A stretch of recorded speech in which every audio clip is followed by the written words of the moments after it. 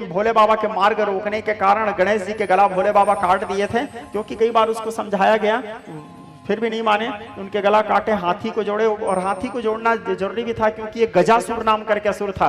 भोले बाबा को वरदान मंगा था, मैं आपके पुत्र बनना चाहता हूं, तो वही गजासुर गज के मुंडी को ला करके गणेश जी में जोड़ा गया, तो शिव जी के वरदान भी सिद्ध हुआ। माता पार्वती के द्वारा बनाया गया वह बालक विनायक श्री गणेश कहलाए और प्रथम पूजित होकर के, चाहे तंत्र मार्ग की पूजा हो, चाहे मंत्र मार्ग वैदिक मार्ग की पूजा हो, किसी भी पूजा में प्रथम पूज्य भगवान श्री गणेश जी को ही बनाया गया। सभी जगह उसके पूजा अनिवार्य है। उसके बाद शुभ समय पाकर के शिव जी एक बेटी को भी जन्म दिए जिसका नाम था अशोक सुंदरी, शिव जी की तनिया है वो। फिर एक और बेटी को जन्म दी माता मनसा, ये भी शिव पुत्री हैं।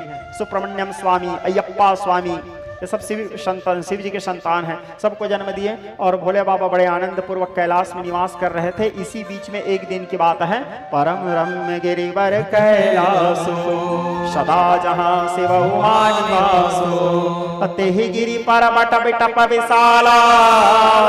परम रम्य गिरिवर कैलाश में भोले बाबा बैठे हुए थे, और बैठे हुए अवस्था में अचानक दूर से माता पार्वती देखती है भोले बाबा को, और माता मन ही मन विचार करती है, क्या पार्वती शुभ अवसर जानी, गई शंभु मात भवानी।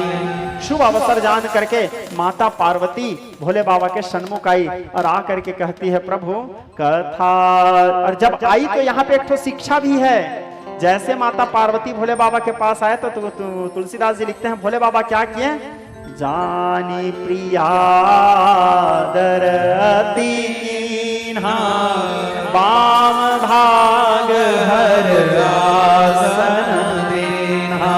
उनको सुंदर बाम भाग में स्थान दिए। उसके बाद माता कहती है, कथा जो सकल लोक हितकारी, सो पूछन चह शैल कुमारी।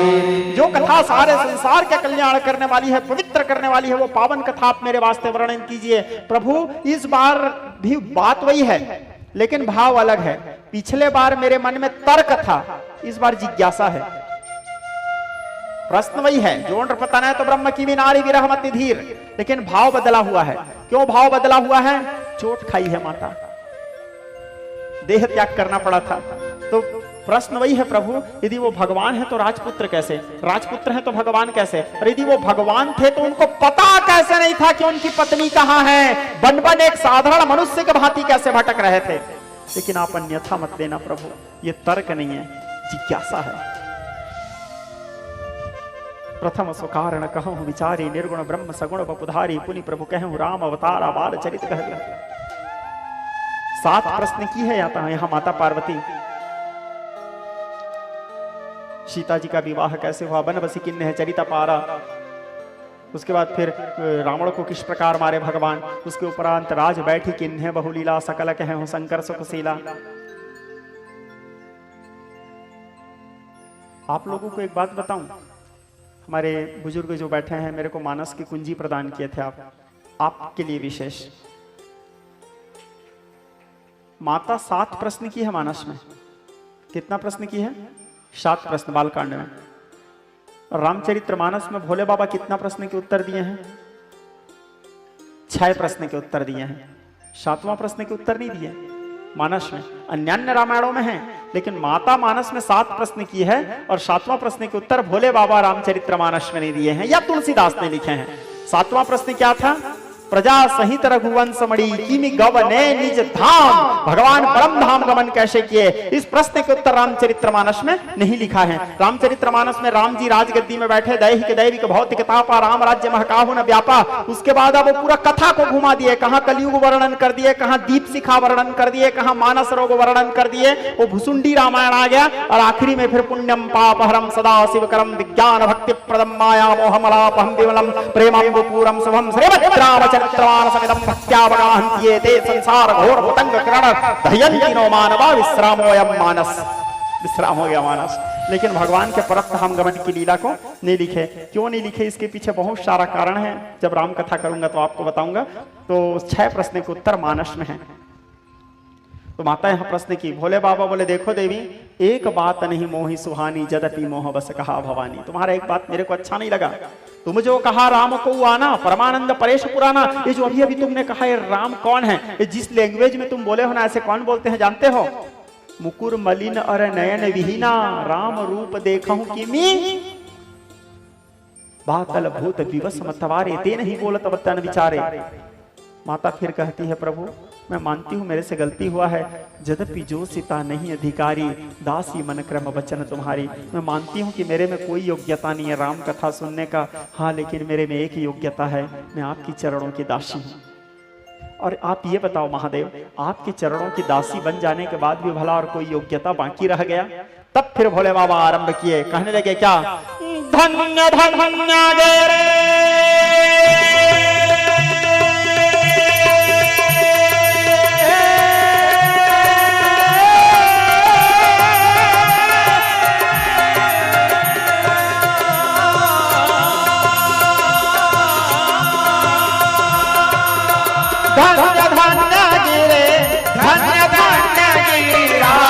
कुमारी, तुम समान नहीं गोप गाई, तुम समान नहीं गोप गाई।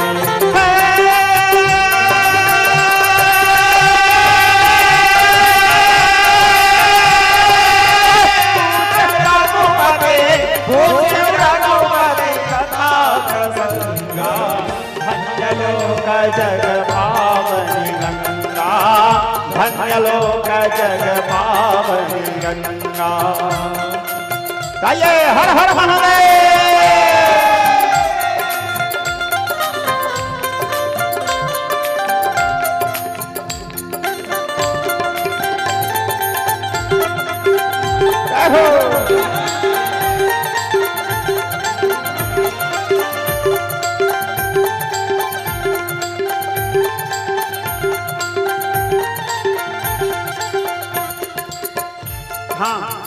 क्या बता रहा था मैं आपको? भोले बाबा कहे, अब यहाँ पे और एक मजेदार बात, मानस के आरंभ में 2 बार धन्य शब्द का प्रयोग हुआ है और आखिरी में 3 बार उपयोग हुआ है। 2 बार धन्य क्यों हुआ? भोले बाबा कह रहे हैं, धन्य धन्य गिरिराज कुमारी, हे देवी तुम धन्य हो जो परमात्मा की कथा को पूछे हो, और तुम्हारे कारण आज मैं भी धन्य हो गया जो तुम्हारे पूछने पर उस परमात्मा की कथा को कहने जा रहा हूं, इसलिए 2 बार धन्य, तुम भी धन्य और मैं भी धन्य। जब आखिरी विश्राम का समय आया तो ये भोले बाबा 2 बार धन्य बोले थे, माता का 3 बार धन्य कहती है। पूरा राम कथा सुनने के बाद, सारा मोह नष्ट होने के बाद माता कहती है वो ब्रह्म तत्व को समझ गई, वो राम तत्व को समझ गई, वो हरि और हर के भेद को समझ गई, तो माता फिर आखिरी में कहती है, धन्य धन्य ते धन्य पुरारी। 3 बार धन्य क्यों? माता कहती है मैं तो धन्य हूं ही जो उनकी कथा सुन ली, आप भी धन्य हो जो उनकी कथा कह लिए, और आज वो राम भी धन्य हो गए जिसके कथा को आप कह दिए। ठीक, स्वयं महादेव उनकी कथा को कह रहे हैं, इसलिए 3 बार धन्य धन्य ते धन्य पुरारी। आरंभ किए भोले बाबा राम कथा, संपूर्ण राम कथा सुनी। राम कथा सुनने के बाद माता का सारा मोह नष्ट हुआ।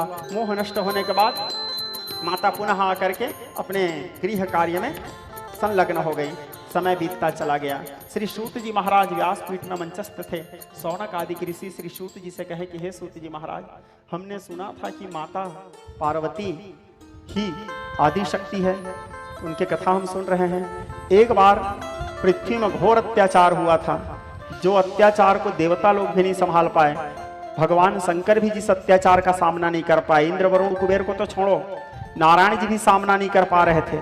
ऐसे एक महाबली असुर हुए थे जिसका नाम था महिषासुर।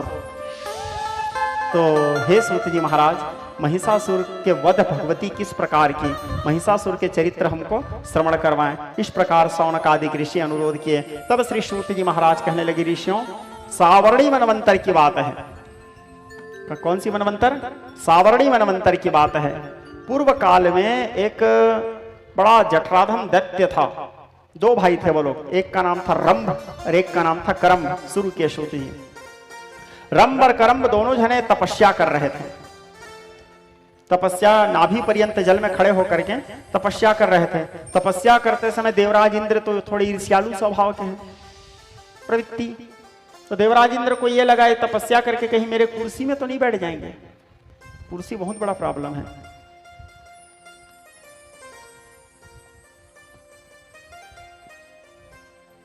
तो देवराज इंद्र के लिए तो गोस्वामी जी लिख भी दिए हैं, सूखा हाड़ लय भागी सठ स्वान निरखम रगराज छीन देहु जन जान चढ़ते ही सुरपति ही न लाज। मैं नहीं बोल रहा हूँ, तुलसीदास बोले हैं, ठीक है। तो देवराज इंद्र मगर के रूप धारण किया और आकर के करम्भ को ग्रस लेते हैं और करम्भ के पैर को खींच के उसको चबा के मार देते हैं। करम्भ के मारे जाने पर रंभ अपने प्राण को बचा के उस जल से निकल करके भागे और जल से निकल करके भागने के उपरांत तो अग्नि देवता के तपस्या किए, रक्त अपने शरीर के रक्त खून से आहुति प्रदान करने लगे अग्नि देवता को। उनके तपस्या से प्रसन्न हुए और प्रसन्न होकर के अग्निदेव उनके सामने प्रकट हुए। कौन? वो करम्भ के भाई रंभ के तपस्या से प्रकट हुए अग्निदेव। अग्निदेव कहे क्या इच्छा है? तो अग्निदेव से बोले क्या इच्छा है? अग्निदेव बोले क्या इच्छा है? तो रंभ कहता है कि हे अग्निदेव, यदि आप मेरे ऊपर प्रसन्न हैं तो मुझे आशीर्वाद प्रदान कीजिए, मुझे ऐसा आशीर्वाद दीजिए कि मेरे घर में एक ऐसा पुत्र जन्म हो जिस पुत्र का सामना त्रैलोक्य में कोई ना कर पाए। अपराजय योद्धा है, जो देवता लोग रूप बदल करके मेरे भाई को मार दिए, मेरे भाई के उस मौत का बदला ले सके, मेरे को ऐसे पुत्र चाहिए। अग्नि देवता आशीर्वाद प्रदान किए और आशीर्वाद प्रदान करके कहे रंभ जाओ, हम तुमको दिव्य तेज ओज प्रदान करते हैं। तुम जाते ही मार्ग में तुमको जो सबसे पहले दिखे, जिसके साथ तुम रमण करो, जिसके साथ रमण करने की इच्छा हो, सहवास करने की इच्छा हो, उसके गर्भ से एक महान पराक्रमी बालक का जन्म होगा जो त्रैलोक्य की विजयी होगा। अग्नि देवता आशीर्वाद प्रदान किए। अब रंभ मतंग होकर के चले जा रहे थे, मार्ग में एक महिषी को देखे, नव यौवन्न संपन्न महिषी, सुंदर सुडोल उनका शरीर था, हृष्ट पुष्ट तंदुरुस्त। उस महिषी के शरीर को देख करके, उनके सौंदर्य को देख करके रंभ मोहित हो जाता है और मोहित होकर के महिषी के साथ रमण करता है, पाणी ग्रहण करता है। रमण करने के उपरांत महिषी गर्भ धारण करती है, उसके गर्भ ठहर गया रंभ के द्वारा। महिषी के गर्भ ठहरने के उपरांत रंभ और महिषी दोनों विचरण करते हुए आगे जा रहे थे। अचानक कुछ भैंस लोग यानी महिष लोग महिषी के सौंदर्य के प्रति आकर्षित होकर के वो लोग भी महिषी को पाने की इच्छा किए और वो लोग महिषी को पाने की इच्छा किए। तो महिषी को बचाने के लिए, अब रंभ उसका पति है तो रंभ उसके साथ युद्ध करने लगे। क्या? इनके साथ, उन भैंस लोगों के साथ, उन महिषों के साथ युद्ध करने लगे। तो उन महिषों के सिंह के प्रहार से रंभ भी मर गए और रंभ के मर जाने पर रंभ के मित्र था यक्ष, यक्षगण। यक्षगण लोग देखे रंभ मर गए तो अब हमारे रंभ यहाँ का जो भाभी है इसको सुरक्षा देना हमारा कर्तव्य है। इस प्रकार विचारधारा को लेकर यक्ष लोग आए और महिष लोगों को भगाए युद्ध करके। भगाने के उपरांत सुंदर चिता बनाते हैं, चिता बना करके उसमें रंभ के पार्थिव शरीर को रखे और रंभ के पार्थिव शरीर को रख करके उसको अग्नि दे करके अग्नि जलाए। जैसे अग्नि जलाए, महिषी जो थी रंभ की पत्नी, वो महिषी अपने पति के जलते हुए शरीर को चिता में देखती है, उससे नहीं रहा गया। वो अखंड पातिव्रता थी, व्याकुल होकर के दौड़ते दौड़ते जाती है, उस चिता में कूद जाती है। उस चिता में जब कूद गई तो अग्नि देवता भी रो डाले, क्योंकि वो गर्भवती थी। रंभ मर गए, उसकी पत्नी उसके पातिव्रत धर्म के कारण प्राण त्यागने के लिए कूद गई चिता में, लेकिन उस गर्भ स्थित बालक का क्या दोष था? तो अग्नि देवता उस बालक को जलने नहीं दिए, उस चिता के अग्नि में जलने नहीं दिए और उस बालक को उस चिता के अग्नि से ही बाहर निकाले। वही जो बालक चिता के अग्नि से बाहर निकले धधकते हुए चिता के अग्नि से, वो कहलाया महिषासुर। और रंभ देवताओं से बदला लेने के लिए रूप बदल करके उसी चिता से बाहर निकलते हैं, वो कहलाए रंभ। पुनः जब रूप धारण किए तो रक्त बीज, और रक्त बीज और महिषासुर दोनों कठोर तपस्या करने लगे। रक्त बीज भगवान महादेव के और महिषासुर ब्रह्मदेव के। तपस्या करते करते महिषासुर के सामने ब्रह्मा जी प्रकट हुए। प्रकट होकर के ब्रह्मा जी बोले, हे महिषासुर, तुम्हारे तपस्या से मैं प्रसन्न हूं, जो इच्छा हो वरदान मांगो। महिषासुर कहता है कि हे परमपिता, यदि आप मेरे ऊपर प्रसन्न है तो मुझे अमरत्व प्रदान कीजिए, अमर बना दीजिए। ब्रह्मा जी बोले, देखो भाई, अमर तो मैं नहीं बना सकता, क्योंकि वो मेरे बस की बात नहीं है। अमर तो मैं खुद ही नहीं हूं। उस दिन की पहले दिन की कथा में आप लोगों को मैं बताया था, ब्रह्मा भी मरते हैं। जब काल गणना होता है तो बोले, मैं तो अमर नहीं बना सकता, अमरत्व को छोड़ के तुम जो चाहे मांग लो। बोले तो महिषासुर कहता है, इस संसार में मेरा मृत्यु किसी के हाथ ना हो, नारी को छोड़ के। नारी तो अबला है, वो मेरा क्या बिगाड़ लेगी। नारी प्रजाति को छोड़ करके मेरा मृत्यु किसी का हाथ न हो, ऐसे महिषासुर कहता है। देखो यहाँ पे महिषासुर से यही गलती हुआ। कई बार बुद्धिमान लोग भी, ताकतवर लोग भी गलती कर बैठते हैं। वो नारी को अबला समझ बैठा। मैं आप लोगों को पहले दिन बोला था, वो अबला नहीं है, सबला है। सबला भी नहीं, प्रबला है, और वो उसको अबला समझ बैठा। जिसके उर से नर जन्म लिया, नर क्यों उसको कहता अबला।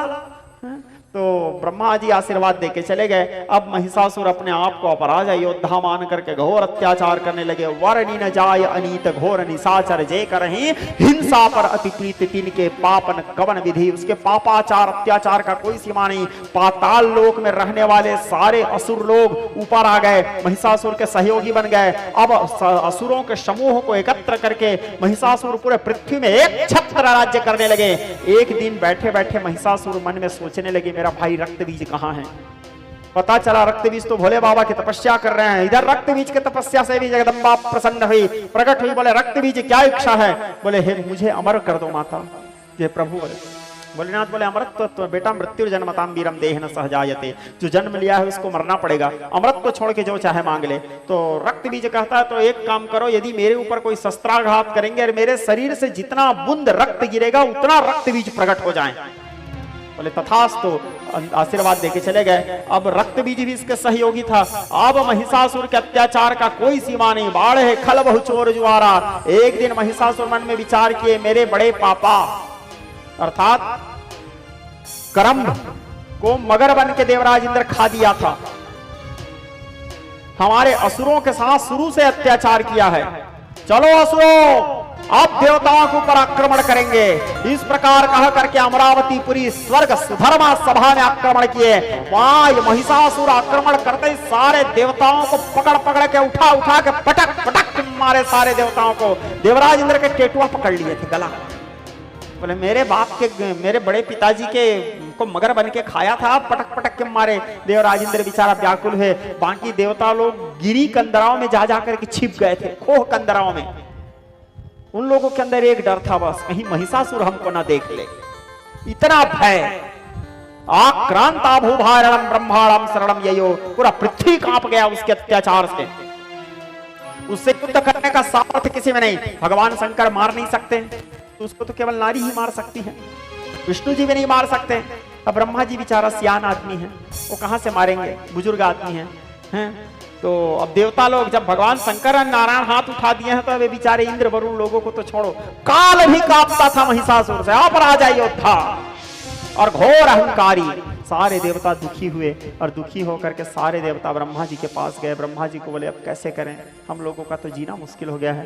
ब्रह्मा जी बोले देखो भाई, मेरे पास तो कोई उपाय नहीं है, चलो मैं तुम लोगों को भोले बाबा के शरण में ले जाता हूँ। ब्रह्मा जी सारे देवताओं को, सारे ऋषि मुनियों को, पृथ्वी गौ के रूप धारण कर ली थी, है ना, सबको लेकर के पृथ्वी को एक बार भगवान पूछे थे, क्यों पृथ्वी, तेरे ऊपर बड़े बड़े शहर बसा हुआ है, तेरे ऊपर बड़े बड़े नगर बसा हुआ है, तेरे ऊपर बड़े बड़े पहाड़ है, तेरे ऊपर बड़े बड़े समुद्र है, क्या इसी के वजन से तू दबी जा रही है क्या। तो पृथ्वी बोली नहीं प्रभु, इन सब का वजन मेरे को नहीं है कि मेरे ऊपर बड़े बड़े शहर बसा है, नगर बसा है, पहाड़ है, पर्वत है। तो बोले किस चीज के वजन है तेरे को, किस चीज के भार से दबी जा रही है। तो फिर पृथ्वी कहती है गिरी तरु भार नहीं, जस मोहि गरुआ एक परद्रोही। जो दूसरों से जलने वाले लोग मेरे पृथ्वी के ऊपर में हैं, उन्हीं लोगों के वजन से मैं दबी जा रही हूं। तो सबको लेकर के ब्रह्मा जी के पास गए। ब्रह्मा जी सबको लेकर भोले बाबा के शरण में गए और जा करके भोले बाबा के प्रार्थना करने लगे, कहने लगे महादेव कैलाश के निवासी नम बार बार हूँ, आयो शरण तिहार शंभो तार तार दो। भक्तों को कभी शिव तूने निराश ना किया, मांगा जिन्हें जो चाहा वरदान दे दिया।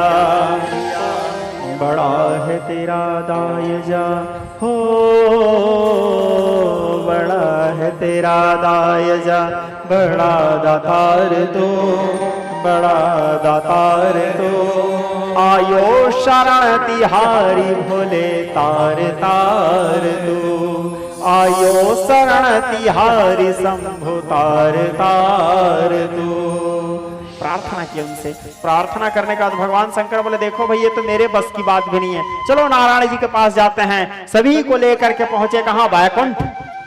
वैकुंठ में भगवान श्री हरि नारायण जी माता महालक्ष्मी के साथ भासमान थे। नारायण जी को देख करके सब लोग उनके प्रार्थना करते हुए कहने लगे गोविंद बहुत दिन से तारे सुनकर तुम्हारे, बहुत दिन से तारी सुनकर तुम्हारी, बहुत दिन से तारीफ सुनकर तुम्हारी, बहुत दिन से तारीफ, बहुत दिन से तारीफ सुनकर तुम्हारी, शरण आ गया श्याम सुंदर तुम्हारे। और कहते हैं देवता लोग क्या? जो अब टाल दोगे हमें अपने दर से, जो अब टाल दोगे हमें अपने दर से, जो अब टाल दोगे, जो अब टाल दोगे हमें अपने दर से, तो होगी हंसी दर दर तुम्हारे। सब लोग प्रार्थना के भगवान नारायण बोले चिंता मत करो। इस प्रकार कह के नारायण जी ध्यान की अवस्था में बैठे और नारायण जी काम रूप बीज मंत्र का जाप करने लगे। काम रूप बीज मंत्र के जाप करने लगे और नारायण जी मन ही मन स्तवन करने लगे।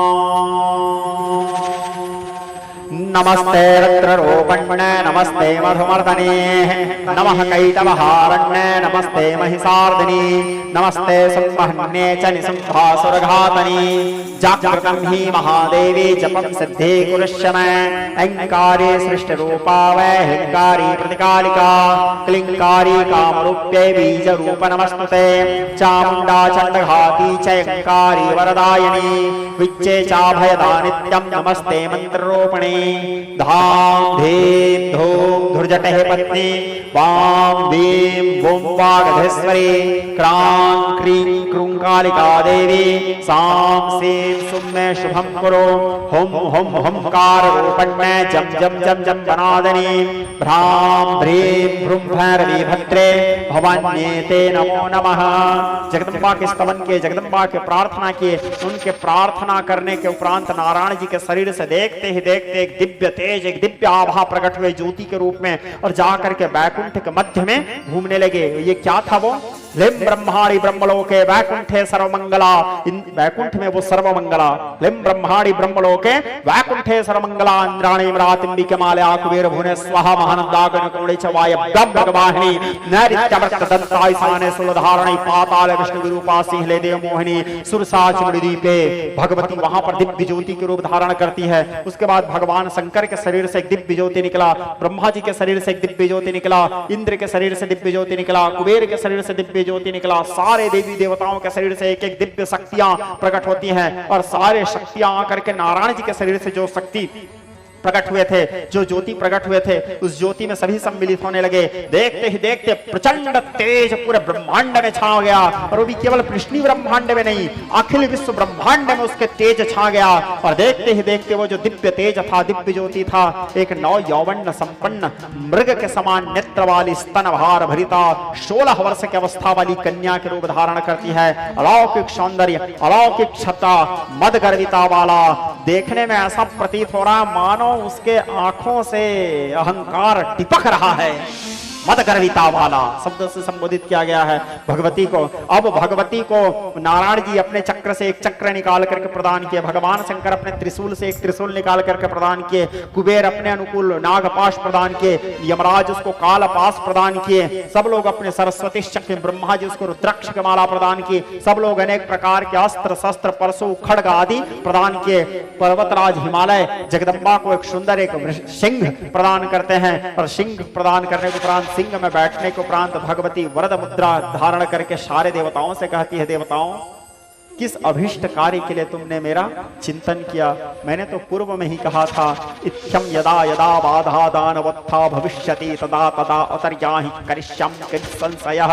जब जब धर्म में ग्लानि उत्पन्न होगा, अधर्म का साम्राज्य होगा, मेरा स्मरण करना, मैं आ करके तुम्हारी रक्षा करूंगी। वो मूलतम प्रकृति परापराणम परमाशक्ति सर्वेश्वरी भगवती शिवा आज यहाँ पर दुर्गा के रूप धारण की है। आदि कुमारी माना गया है माता दुर्गा को, माता दुर्गा के रूप धारण करती है। और दुर्गा और दुर्गा तीसमणि दुर्गा पद्मनि वारण दुर्गा निच्छेदनी दुर्गा साधने दुर्गा नाशने दुर्गा धारण दुर्गा निहंत्रे दुर्गा मापहा।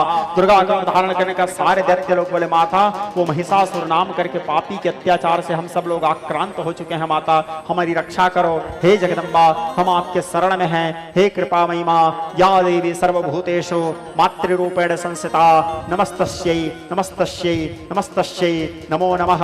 या देवी सर्वभूतेषु दया रूपेण संस्थिता नमस्तस्यै नमस्तस्यै नमस्तस्यै नमो नमः।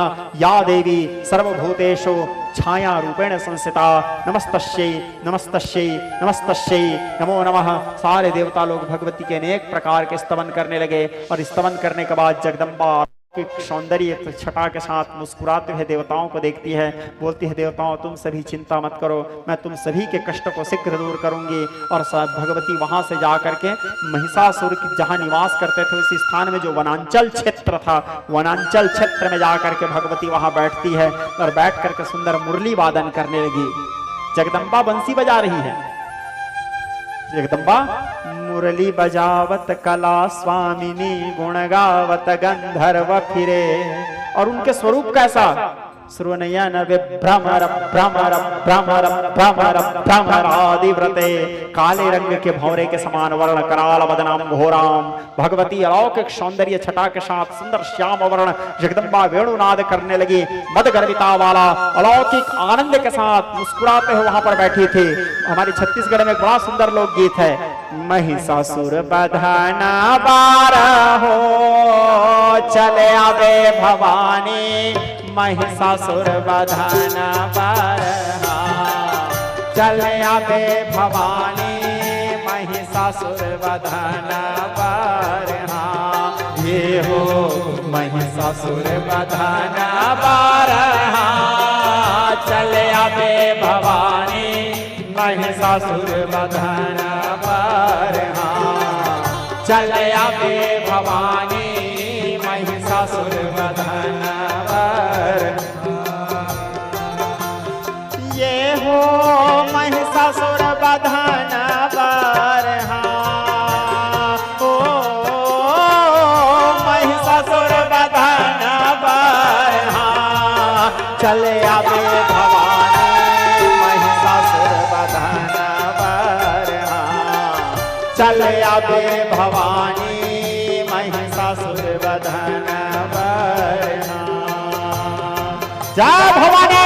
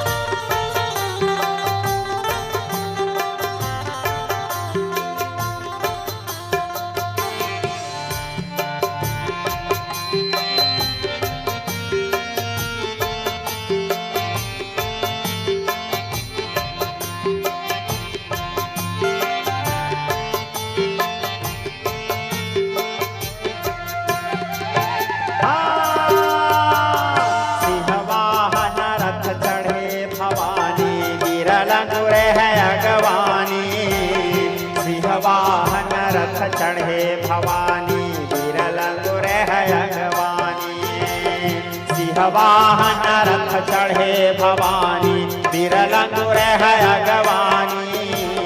सिंहवाहन रथ चढ़े भवानी, बिरल अंगुर है अगवानी। काल वरन दुर्गा महारानी, सोने के छत्र सजाई। काल वरन दुर्गा महारानी, सोने के छत्र सजाई। काल वरन दुर्गा महारानी, सोने के छत्र सजाई।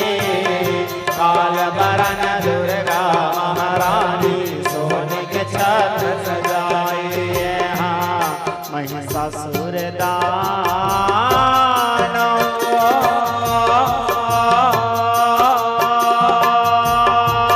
वरदानी माता, महिषासुर चले आवे भवानी, महिषासुर वधन बर। चले आवे भवानी, महिषासुर वधन बर।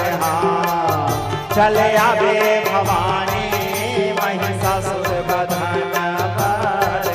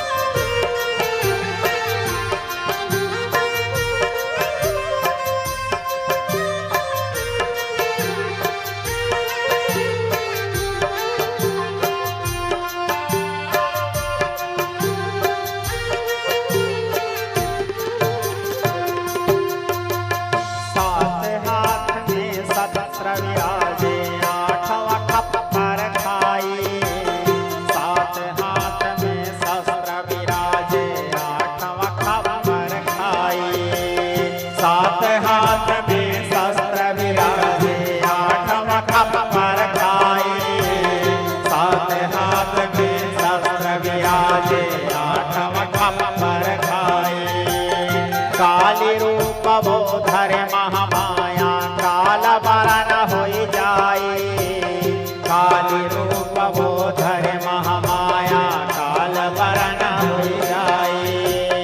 काली रूप वो धरे महामाया, काल वरन होई जाई। काली रूप वो धरे महामाया, काल वरन होई जाई। हाँ माता के बचन लाहो, सुन महिषासुर माता के बचन। चले आवे भवानी, महिषासुर वधन बर। चले आवे भवानी, महिषासुर वधन बर। चले आवे महिषासुर वधन बर। हर हर महादेव।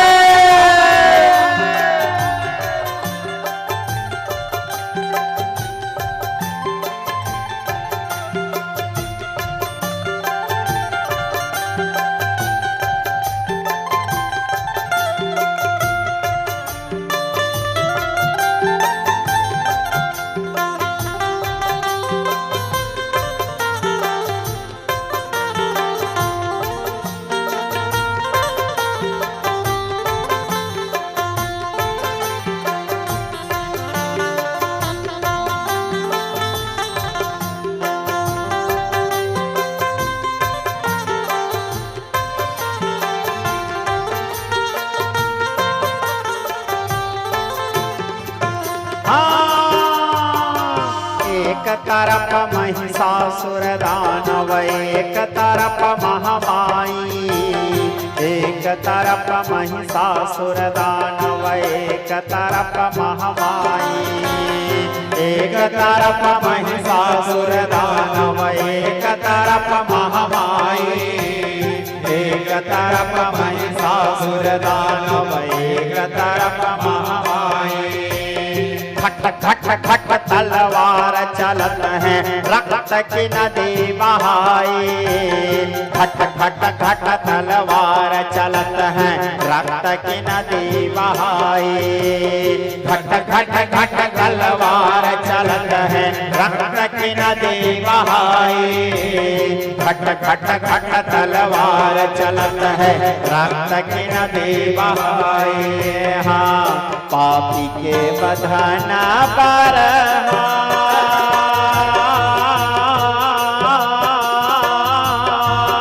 चल आवे भवानी महिषासुर बधना पर। चल आवे भवानी महिषासुर बधना पर। हाँ ये हो महिषासुर बधना पर। चल आवे भवानी महिषासुर बधना पर। चल आवे भवानी महिषासुर बधना पर। महिषासुर बधना पर।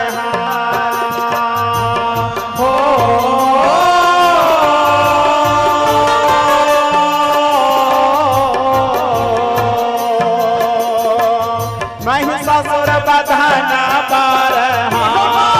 चल आवे भवानी महिषासुर बधना पर। चल आवे भवानी महिषासुर बधना पर। चल आवे भवानी महिषासुर बधना पर। चल आवे भवानी महिषासुर बधना पर। बोलिए माँ भवानी के। हाँ भाई कथा प्रसंग में जगदम्बा उस वन में बैठ करके सुंदर मुस्कुरा रही थी। इसी बीच में महिषासुर के कुछ अनुचर लोग यानी उसके सेवक लोग घूमते घूमते देख डाले उसको। अब पहली बार देखे वो अपने जीवन में इतने सुंदरता। असुर लोगों का तो दिमाग खराब हो गया।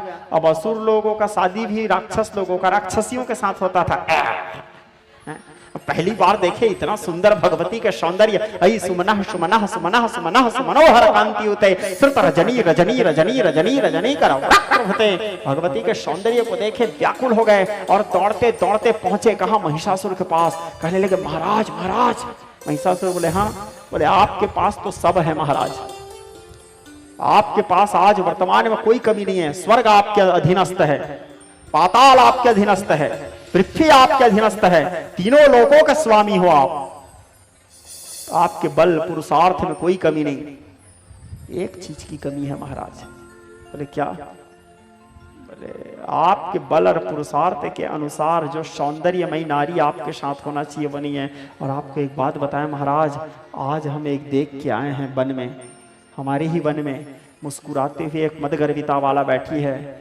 उससे बात करने की भी इच्छा हुआ हम लोगों को, लेकिन उसके सामने जाने की हिम्मत नहीं किया। इतना ईगो महाराज, भारी एटीट्यूड का। बोले बहुत अहंकार। उसके सामने नजर उठा के नहीं देखती महाराज हम लोगों को। और क्या सुंदरता महाराज उसका। महिषासुर बोले तो ठीक है, कुछ प्रमुख सेवकों को बुलाए, धूम्रलोचन आदि को। बोले इधर आओ रे, जाओ जा करके उस मदगर्विता वाला से कहो कि स्वामी महिषासुर के पत्नी बन करके महिषासुर के वाम भाग में बैठ करके अपने जीवन को संवार ले, अपने जीवन का आनंद ले ले। क्योंकि यदि वो मेरी पत्नी बन गई तो उसके जीवन कृतकृत्य हो जाएगा, धन्य हो जाएगा। मेरे जैसे पहलवान, मेरे जैसे ऐश्वर्यवान, मेरे जैसा सामर्थ्यवान की पत्नी बनना छोटा मोटा बात नहीं है। जाओ उसको ऑफर दे के आओ। कुछ असुर लोग गए, जाके बोले हे देवी तुम कौन हो? भगवती अपना परिचय देती है। मैं कौन हूं इसे जान के क्या करोगे?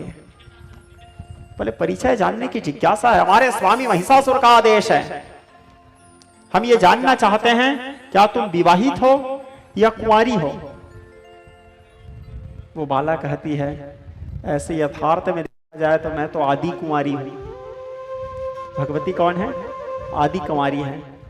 और यदि देखोगे तो मैं एक सौभागिनी भी हूं। बोले तुम्हारे पति कौन है?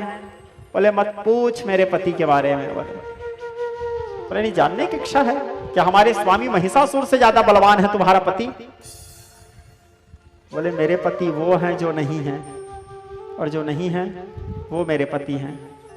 जीव हैं, ब्रह्म हैं, विकराल काल हैं, एक लघु पल हैं, सूक्ष्मणु हैं, वही ब्रह्मा, वही नारायण, वो महादेव हैं। बोले उसको छोड़ो, भूल जाओ।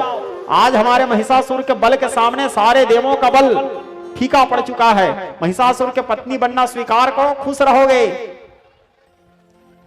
भगवती कहती है, क्या तुम्हारे स्वामी महिषासुर नपुंसक है जो एक नारी से बात करने के लिए भी डरता है? वो स्वयं नहीं आ सका मेरे पास प्रणय प्रस्ताव रखने के लिए, सेवकों को भेजा है। अरे जो जिसके लिए तुम बात करने आए हो तो नपुंसक है, नपुंसक से भला मैं कैसे विवाह कर सकती हूँ? जाओ मेरा संदेश दे देना। अब ये दूत लोग आए, बोले महाराज वो आपको नपुंसक बोल रही है। महाराज बोले अब महिषासुर का खून खौल उठा। महिषासुर बोले जाओ, जा करके उस मदगर्विता वाला के बातों में अहंकार है, उसके नेत्रों में अहंकार है, उसके भाव भंगिमा में अहंकार है, उसके बाल को घसीटते हुए खींचते हुए लेकर आओ और मेरे पैर में रखो। इसी को बोलते हैं कालो नहीं आता वयमेव याता। काल स्वयं नहीं आता, हम जाते हैं काल के पास। न भोगो न भोक्ता वयमेव भोक्ता। हम सोचते हैं हमने भोग को भोग लिया, हमने भोग को नहीं भोगा, भोग ने हमको भोग लिया, इसलिए हम बूढ़े हो जाते हैं। न तो भोग बूढ़ा होता। भोगो न भोक्ता वयमेव भोक्ता, तृष्णा न जीर्णा वयमेव जीर्णा, कालो नहीं आता वयमेव याता। अब महिषासुर के अनुचर लोग गए, जो गए सब मारे गए। महिषासुर को पता चला और भेजे, वो भी गए मारे गए, और भेजे वो गए वो भी मारे गए, जो जाते थे वहां खत्म। अब महिषासुर क्या किए? स्वयं आया आखिरी में। जब महिषासुर चलने लगे पृथ्वी कांप उठा, क्योंकि महिषासुर कोई साधारण वीर भी नहीं था। सारे देवता लोग आकाश मार्ग में देखने लगे अब क्या होने वाला है। महिषासुर आए, महिषासुर एक महिष के ऊपर में बैठ करके आया, असंख्य सैनिकों को लेकर के भगवती को ललकारे। भगवती एक दो बार ललकारी तो भगवती तो ध्यान नहीं दी, बोला कोई भौंक रहा होगा। बोले महिषासुर का और ही गोहट हो गया। बोले मैं महिषासुर, मेरे नाम से पृथ्वी कांपता है, ये अबला मेरे को देख नहीं रही है। नजर उठा के आप क्रोध में आग गर्जन करने लगे, अरे मदगर्विता वाला, तुझे कदाचित महिषासुर के शौर्य, महिषासुर के बल, महिषासुर के सामर्थ्य का अनुभव नहीं है या अनुमान नहीं है, इसीलिए तुम्हारे हमारे ऊपर दृष्टिपात नहीं कर रही है। दृष्टिपात शब्द से एक बात याद आ गया। एक मिनट इस कथा को यहीं पे विश्राम, फिर आ जाऊंगा घूम के यहीं पे। क्या चीज याद आया? ऐसे रावण भी बार बार आता था सीता के पास, ठीक है, रावण भी आता था बार बार और आकर के सीता को बोलता था सब अनुचरी करो प्रण तोरा, एक बार बिलोक ममोराए सीता, एक बार नजर उठा के मेरे को देख ले। ऐसे रावण भी बार बार आके सीता को डराता था, त्रास दिखाता था, बोलता था। इस कथा से आप लोग क्या समझते हैं? रावण क्या सीता के साथ शादी करना चाहता था? रावण क्या ये चाहता था कि सीता मेरे को देखे, मेरे को पसंद करे? ऐसा नहीं है। रावण के मन में कुभाव नहीं था और ना ही रावण सीता को कुभाव से हरण करने गया था। आप लोग सीता हरण प्रसंग में देखो, सीता हरण करने से पूर्व रावण क्या किए हैं? तुलसीदास जी लिखते हैं, मन मह चरण बंदी सुख माना।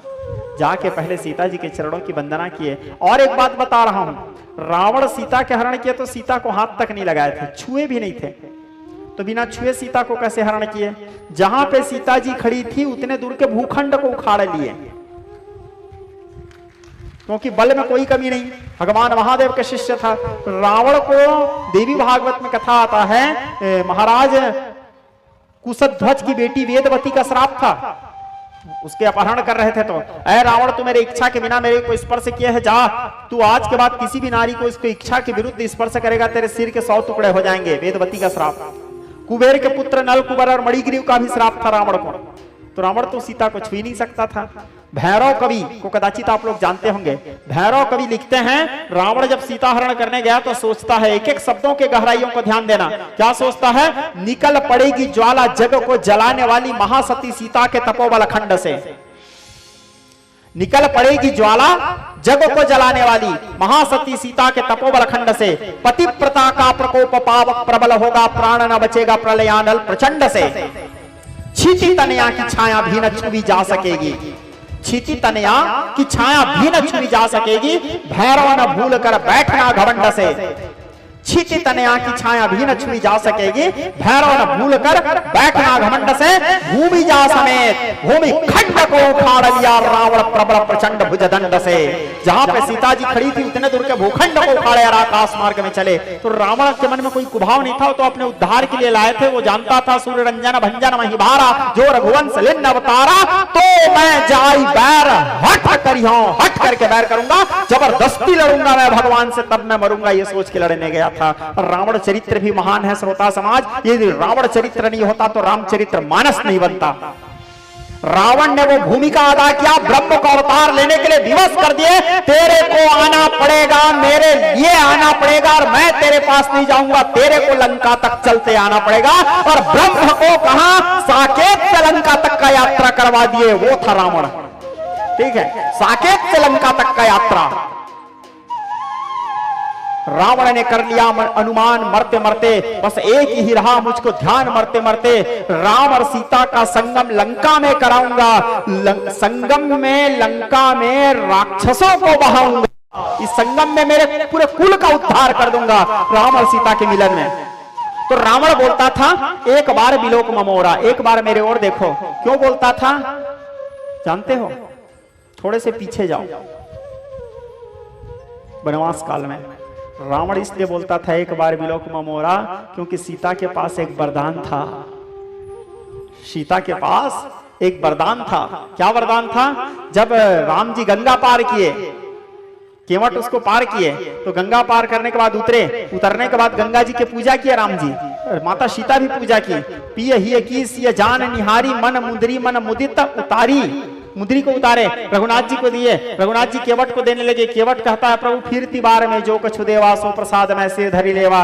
और ऐसे भी प्रभु मैं आपसे कैसे ले सकता हूं, क्योंकि हम दोनों तो जात भाई हैं। नाई से ना नाई लेता, धोबी ना धोलाई लेता, एक नाई दूसरे नाई से बाल काटने का पैसा नहीं लेता, एक धोबी दूसरे धोबी से कपड़ा धोने का पैसा नहीं लेता। तो मैं भी केवट, आप भी केवट, आपसे मैं कैसे पैसा ले सकता हूँ? लखनलाल बड़े क्रोधी तमतमा गए, उठाए धनुष बाण मारने के लिए। भैया हमको केवट बोल रहा है। बोले सिद्ध कर सकता हूँ। बोले करो। तो केवट कहता है मैं गंगा का माझी हूँ, तुम भवसागर के केवट हो, मैं गंगा के तट पर हूँ, तुम भवसागर के तट पर हो। काम तो दोनों का वही है, बस थोड़ा रूप अलग ये है कि मैं छोटा मोटा व्यापारी हूं, आप होलसेल डीलर हो, हैं? लेकिन काम तो दोनों का वही है। मैं गंगा का माझी हूं, तुम भवसागर के केवट हो, मैं गंगा के तट पर हूं, तुम भवसागर के तट पर हो। मजदूर कभी मजदूरों से मजदूरी लेते हैं भैया, मल्लाह कभी मल्लाहों से मल्लाही लेते हैं भैया। और उसके बाद भी अपने को ऋणी समझते हो तो कर भी वही पटा देना, और मैं तुमको पार लगाया हूं, तुम मुझको पार लगा देना। जिस समय मैं वहां आऊंगा आप मुझे पार लगा देना। तो केवट प्रसंग के बाद माता सीता गंगा जी के पूजा की। गंगा जी के पूजा करने के बाद माता गंगा माता सीता को एक आशीर्वाद देती है। क्या आशीर्वाद देती है? कि सीता लोक पलोक बिलोकत तोरे, ऐ सीता एक बार जिसको तुम नजर उठा के देख लोगे वो लोक से लोकपाल हो जाएंगे, जीव से ब्रह्म हो जाएंगे। ये सीता जी को वरदान था गंगा का। इसी रावण जानता था यदि ये एक बार मेरे को देख ली तो मेरा कल्याण हो जाएगा, इसीलिए रावण कहता था एक बार बिलोक ममोरा, ना कि वो कुभाव से बोलता था। अब यहां पे और एक बात, तो जब रावण से बोलता था तो सीता जी क्या करते थे? तृणधरी ओट कहत बै देही, तृण का आड़ लेके रावण से बात करती थी। अब आप लोग ये बताओ, तृण के आड़ लेके रावण से बात करती थी सीता, तो तृण कितना छोटा रहता है? एकदम इससे भी ज्यादा पतला, यानी ये हो गया तृण। क्या ये सीता जी के चेहरा को ढक रहा है? ये मेरे चेहरा दब रहा है क्या इससे कहीं पे? तो जब सीता जी के चेहरा ढक ही नहीं रहा है तो सीता जी तो डायरेक्ट बात कर सकती थी रावण से, तृण को दिखा के क्यों बात करती थी? और यदि सीता जी को ओट लेना भी रहता तो सीता जी तो साड़ी पहनी थी, घूंघट काट लेती। घूंघट काट के बात करती, सीधा से बात है। तृण लेके क्यों बात करती थी? तृणधरी, और तृण से तो मुंह नहीं दब रहा है, तृण से तो उनके ओट नहीं हो रहा है। तृण लेके इसलिए बात करती थी, वो रावण को बार बार एहसास दिलाती थी, अरे रावण, तेरे को अपने आप में लगता है तू बड़ा बलवान है रे, मेरे सूर्यवंश वालों के तृण के समान तेरा सामर्थ्य नहीं है, मेरे सूर्यवंश वालों के तृण के समान तेरा सामर्थ्य नहीं है। क्योंकि यही रावण एक बार महाराज मानधाता से लड़ने गए थे। मानधाता कौन? राम जी के पूर्वज। मानधाता के साथ जब लड़ने गए तो मानधाता राम जी के पूरे पूर्वज भी बड़े थे। उनके सूर्यवंश का इतिहास तो ऐसा कहता है श्रोता समाज, देवलोक में जब देवता लोग असुरों के साथ युद्ध नहीं कर पाते थे तो महाराज दशरथ से हेल्प लेने आते थे, और धरती लोक में रहने वाले महाराज दशरथ स्वर्ग के देवताओं को जाके हेल्प करते थे। और भूले भटके कहीं धरती सूर्यवंश राजा स्वर्ग चले जाते थे तो धरती लोक में रहने वाले सूर्यवंशी राजा को देख करके देवराज इंद्र आसन छोड़ के खड़े हो जाते थे, और दस्यासन आसन देहि मानस कहता है, ऐसे प्रतापी थे सूर्यवंशी। तो एक बार महाराज मानधाता से लड़ने आए। मानधाता बोले, तेरे को अपने बल में बड़ा अभिमान है ना रावण? बोले हाँ।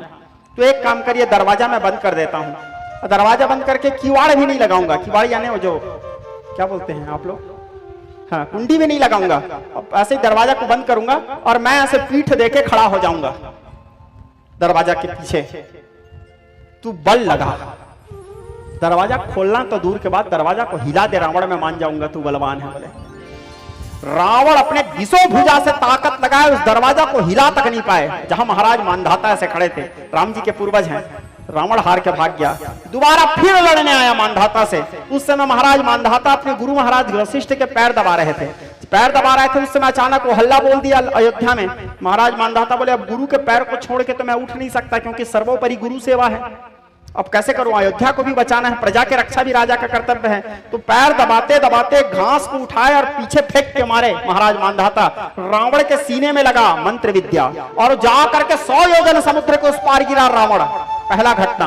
दूसरा घटना, ये रावण का जो मामा था मारीच, भगवान बिनु फरबान राम तही मारा, तृण लेके मारे थे सत योजन गा सागर पारा। दूसरा घटना। तीसरा, राम जी सीख धनुष सहायक संघाना, इंद्र के बेटा जयंत मारे थे तृण, उसको बचाने वाला त्रैलोक्य में कोई नहीं था। इसीलिए माता सीता बार बार रावण से कहती थी, तृण धरी ओट कहत वैदेही, इसीलिए बार बार घास को लेके बोलती थी, मेरे सूर्य ज्यादा बल का बात करता है रे रावण, तेरा सामर्थ्य तो मेरे सूर्य वंश वालों के घास के टुकड़े के समान नहीं है, इसीलिए तृण धरी ओट कहत वैदेही। हाँ, तो यो असी हम कहाँ थे? मदगर्विता वाला जगदम्बा के प्रसंग में थे। तो भगवती महिषासुर को देखती है, महिषासुर अनेक प्रकार से ललकारे, ललकारने के बाद अब भगवती महिषासुर के साथ युद्ध आरंभ करती है। युद्ध करते करते महिषासुर के सारे सैनिकों को विनाश करने लगी। महिषासुर भी भगवती के ऊपर अनेक प्रकार के शस्त्र अस्त्र का आघात करने लगे, भगवती उनके सारे शस्त्रों का निवारण करने लगे। उसके बाद सिंह गरजते हुए उठे भगवती के और आकर के महिषासुर के महिष के ऊपर प्रहार किए। प्रहार करने के बाद पुनः महिष वहां से निकले, सिंह के ऊपर प्रहार किए। महिषासुर अनेक प्रकार से फिर भगवती के साथ युद्ध करने लगे। युद्ध करते करते फिर भगवती कहती, अरे महिषासुर रुक, मेरे को क्षण भर विश्राम दे। बोले महिषासुर बोलता है, थक गई, तेरे को तो बड़ा अभिमान था, थक गई। बोले थकी नहीं हूं महिषासुर, गर्ज गर्ज मूढ़ क्षणम तिष्ठ वयम मधु पिबाम्य हम, थोड़े देर और गरज ले महिषासुर, जब तक कि मैं मधुपान कर लेती हूँ। और भगवती इस प्रकार कह करके मधुपान करती है। मधुपान करने के बाद भगवती के नेत्र लाल लाल हो गए और भगवती विचित्र नृत्य करते हुए महिषासुर के साथ युद्ध करने लगी। भीषण युद्ध चलने लगा। युद्ध करते करते करते करते भगवती त्रिशूलाघात महिषासुर के हृदय में करती है। महिषासुर के प्राण पखेड़ उड़ गए, महिषासुर के शरीर से दिव्य ज्योति निकला, जगदम्बा के चरणों में समावेश हो गए। इस प्रकार देवता लोग आकाश मार्ग से पुष्प वृष्टि करने लगे, जय जयकार करने लगे और जगदम्बा की स्तुति करने लगे, जगदम्बा के प्रार्थना करने लगे। और प्रार्थना क्या करते हैं? रण में तय महिषासुर ला मारे वो दाई, रण में तय महिषासुर ला मारे, रण में तय महिषासुर ला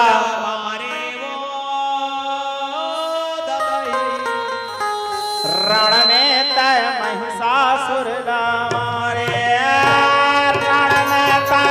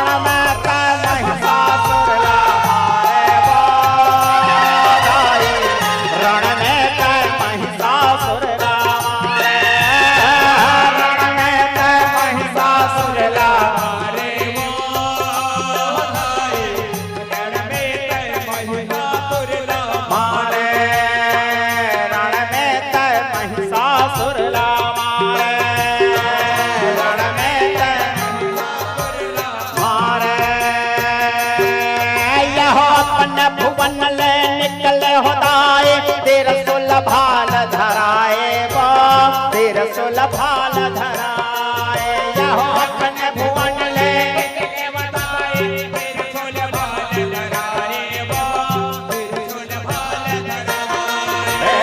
अपने भुवन ले निकले उदाए, त्रिशूल भाल धराए वो त्रिशूल भाल धराए, यह अपने भुवन ले बताए त्रिशूल भाल धराए वो त्रिशूल भाल धराए।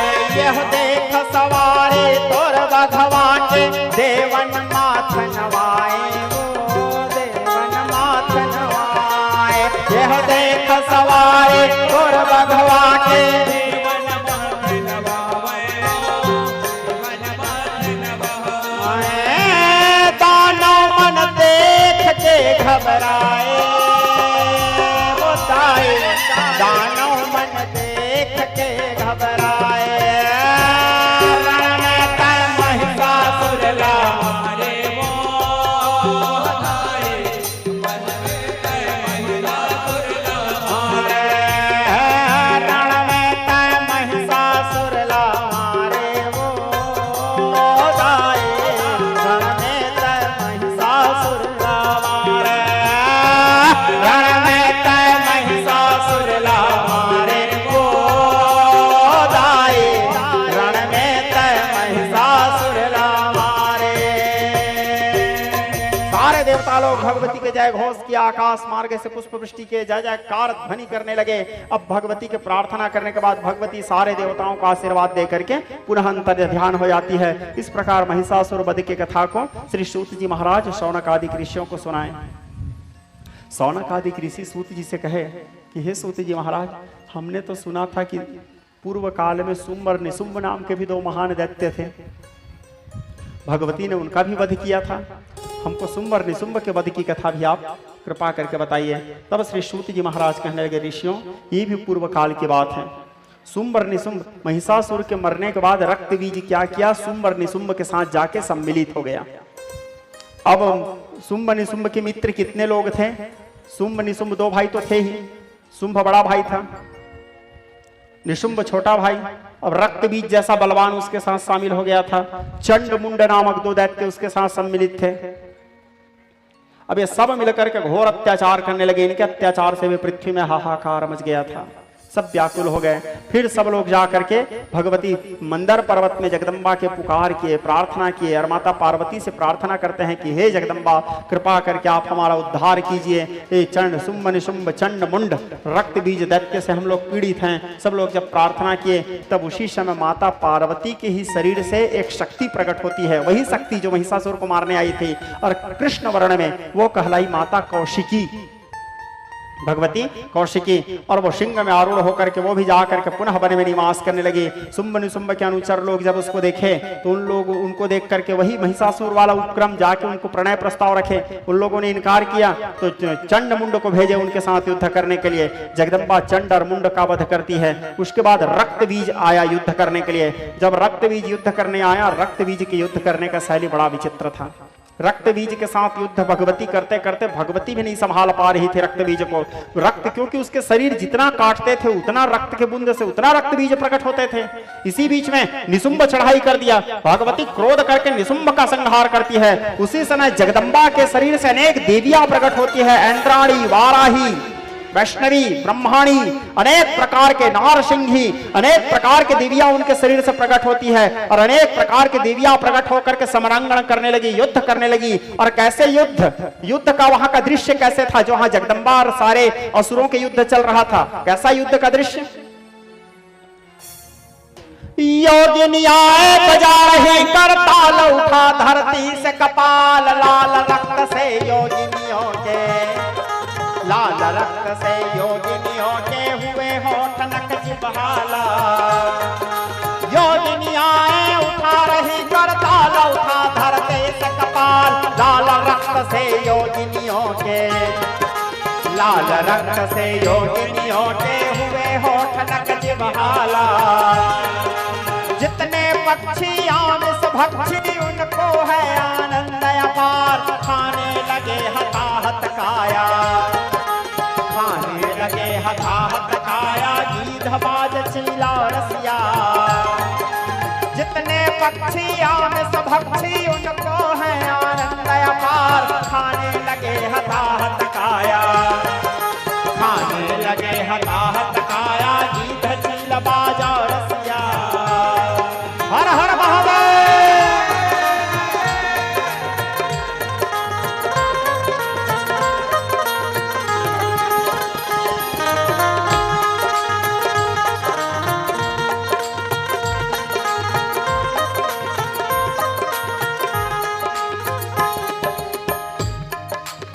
का युद्ध होने लगा, निशुंभ का संहार की भगवती, चंडमुंड के संहार किए, अब रक्त बीज के साथ युद्ध चलने लगा।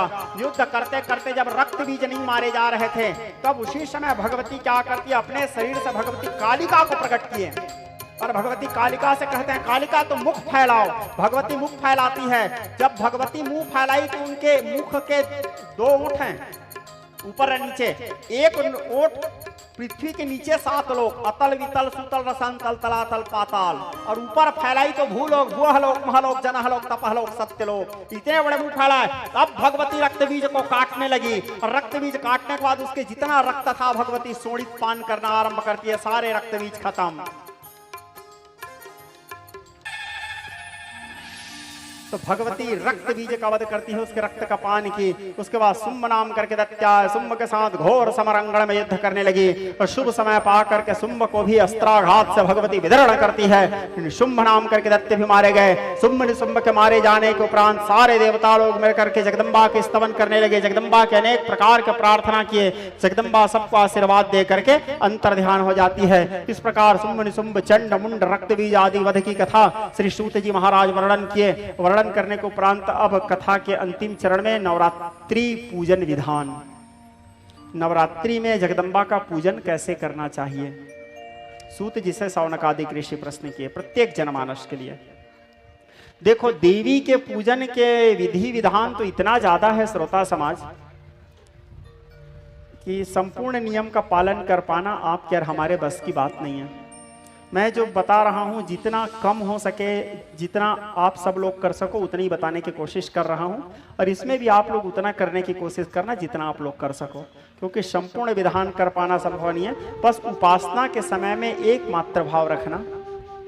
आप लोगों को सूत्र बता रहा हूं। जगदम्बा के जब उपासना करने जाओ, अपने घर के देवी के या जगदम्बा के पर्व में उपासना करते समय एक बात का बस ध्यान रखो, आपके सारे कमी भगवती स्वीकार कर लेगी। वो क्या भाव है? जगदम्बा की उपासना करते समय एक शिशु भाव आपके भीतर होना चाहिए। बोले, हे माता, मैं एक अबोध शिशु हूँ, मैं आपके अतिरिक्त कुछ नहीं जानता। ना मेरे को मंत्र आता है, ना मेरे को तंत्र आता है, ना विधि आता है, ना विधान आता है। मेरे को केवल आप आते हो, मैं केवल आपको जानता हूँ।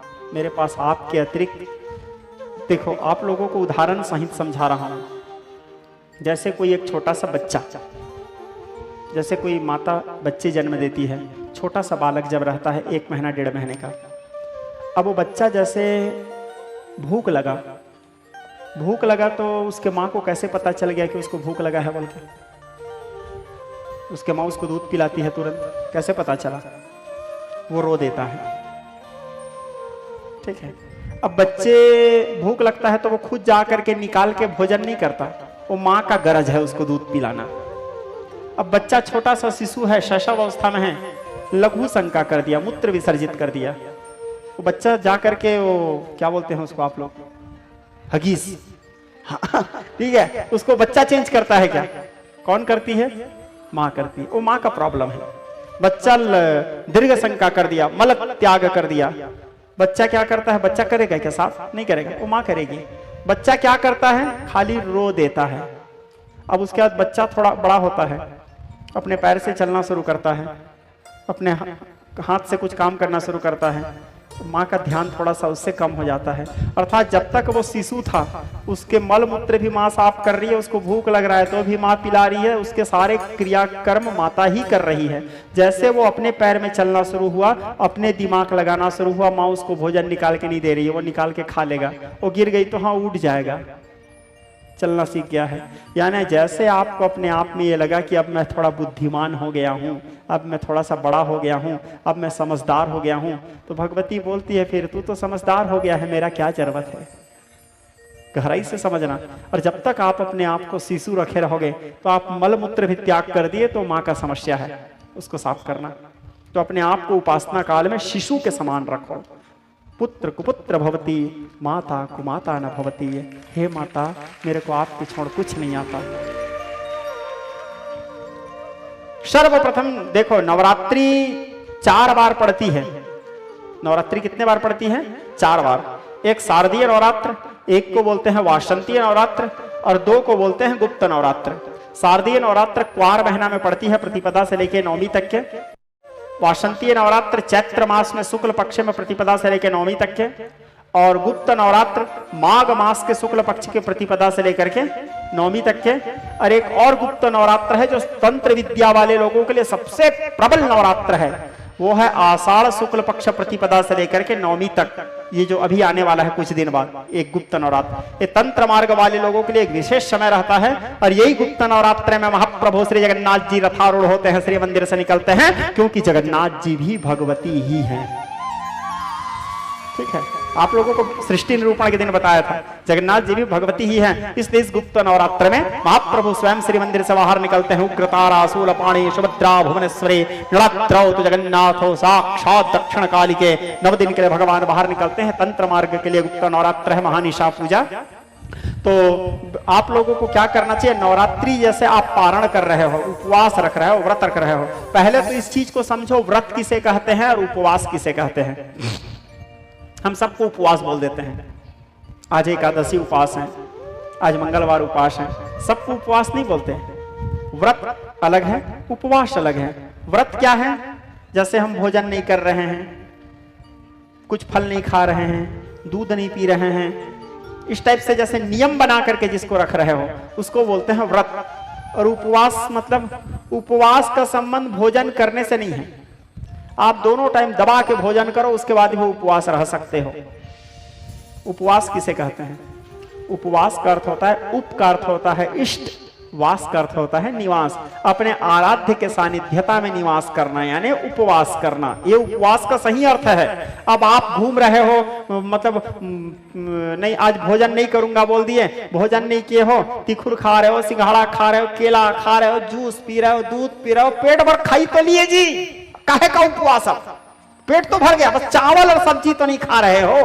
बाकी उपवास के नाम लेकर पूरा पेट तो भर ही गया, कहां से भूख लगेगा जी? हैं? और उसको उपवास नहीं बोलते, ये जो विधा है इसको व्रत बोलते हैं। उपवास यानी अपने परमात्मा के सानिध्यता में निवास करना, उप यानी इष्ट, अपने आराध्य के समीप रहना, उनके सानिध्य में रहना, उनके पास रहना, ये कहलाता है उपवास। तो अब समझ आया उपवास क्या है, व्रत क्या है। आज कितने लोग एकादशी उपवास हो? ईमानदारी से हाथ उठाना। अभी समझाया हूं उपवास, अब बताओ कितने लोग उपवास हो?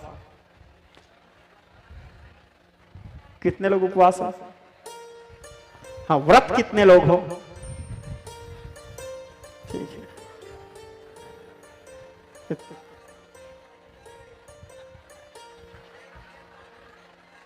ये तो एकदम गंगा पुत्र भीषम जैसे खड़े हो गए हैं।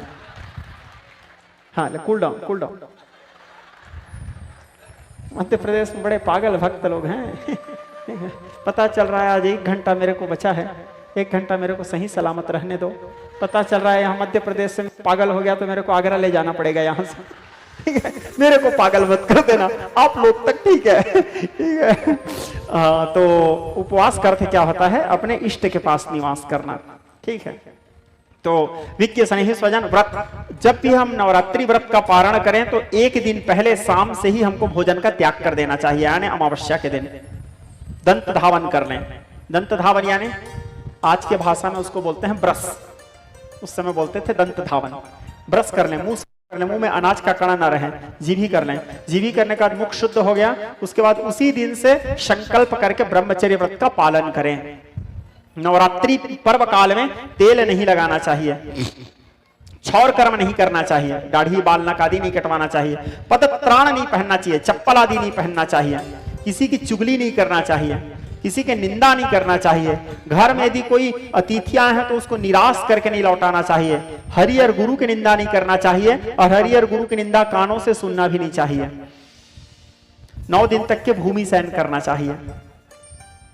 घास के बिछौना बिछा के या चटाई बिछा के भूमि में शयन करना चाहिए। उसके बाद पूरा तैयारी अमावस्या को करें। उसके बाद प्रतिपदा के दिन जोत जलाने का जिस समय आता है, प्रायः जोत जलाने का समय 11:36 से 12:34 के बीच में ही आता है। प्रायः कभी कभार समय बदल जाता है, जिसको अभिजीत मुहूर्त कहते हैं। उस काल में ज्योति प्रज्वलित कीजिए, संकल्पित होकर के जिस उद्देश्य से आप भगवती की उपासना कर रहे हैं उस उद्देश्य की कामना कीजिए। और यदि कोई उद्देश्य नहीं है तो निष्काम भक्ति है माता बोल के उपासना कीजिए। और ऐसे भी जगदम्बा को निष्काम भक्त लोग ज्यादा प्रिय हैं, जो माता से कभी मांगते नहीं है। ऐसे भक्त लोग भगवती को बड़े प्रिय होते हैं। भगवती भी तरसते रहती है, कभी कुछ मांग ले ताकि मैं अपना कर्ज उतार लूं, क्योंकि भगवती अपने आप को ऋणी समझते रहती है उसका। बोले हमेशा मेरा उपासना करता है, कुछ मांगता नहीं है, ये जल्दी कुछ मांग लेता तो इसको कुछ दे देती मैं और मैं अपने ऋण से उऋण हो जाती। भगवती सोचते रहती है। और जो रोज मांगते रहते हैं भगवती पे समझ जाती है, तो भिखारी है, शाम को आ जाता है 10 रुपए का नारियल लेके 10 लाख का डिमांड करने बोल के, है ना। तो निष्काम भक्त लोग भगवान को भगवती को बड़े प्रिय होते हैं। तो वही उसे प्रतिपदा के दिन फिर आप व्रत आरंभ कीजिए। किसी योग्य आचार्य को बुला करके आचार्य वर्ण कीजिए। गौरी गणेश, नवग्रह, पंचलोकपाल, षोडश मातृका, चतुष्षष्ठी योगिनी इत्यादि का पूजन कीजिए। भद्रमंडल यदि बन सके तो सर्वतो भद्रमंडल, लिंगतो भद्रमंडल या चतुर्लिंगतो भद्रमंडल या अष्टलिंगतो भद्रमंडल या द्वादश लिंगतो भद्रमंडल यथाशक्ति मंडल का निर्माण कीजिए। तोरण मंडल, वास्तु मंडल इत्यादि का निर्माण कीजिए। मंडल आदि निर्माण करने के उपरांत फिर भैरव का पूजा कीजिए। भैरव के पूजा के बाद लंगूर यानी हनुमान जी का पूजा कीजिए। भैरव संग लंगूर विराजे, ठीक है। भैरव हनुमान जी का पूजन कीजिए। पूजन करने के उपरांत फिर भगवान शिव जी का स्मरण कीजिए, शिव जी का पूजा कीजिए। क्योंकि पहले ध्यान लोग क्या करते हैं, सीधा दुर्गा माँ का पूजा शुरू कर देते हैं। अरे आप पति का सम्मान किए ही नहीं और सीधा पत्नी का सम्मान करोगे तो माता कैसे खुश होगी। पहले पति का सम्मान करो, पहले वहां पर शिव पूजन करो। शिव पूजन करने के उपरांत फिर भगवती की उपासना करो। भगवती की उपासना करने के उपरांत भगवती को सर्वप्रथम ध्यान करो।